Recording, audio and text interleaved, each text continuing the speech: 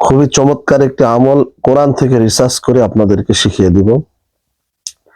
এর সঙ্গে আমি আল্লাহ তাআলার দুইটি নাম মিক্স করে দিব যাতে কাজ তাড়াতাড়ি হয়।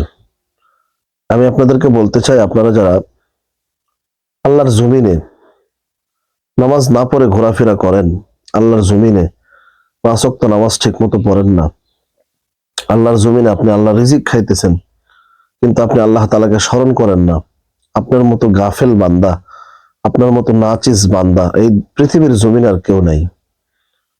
আপনাকে তারপরে আল্লাহ তাআলা রিজিক দিতেছেন কেন জানেন?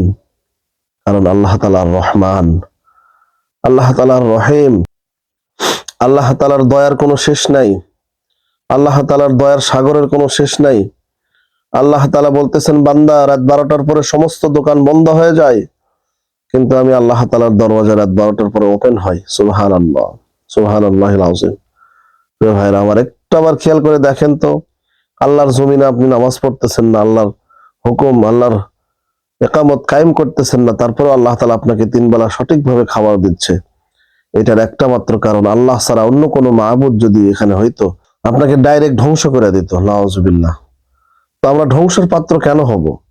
আমরা আল্লাহ তাআলার প্রিয় বান্দা, আশরাফুল মাখলুকাত, সৃষ্টির শ্রেষ্ঠ জীব।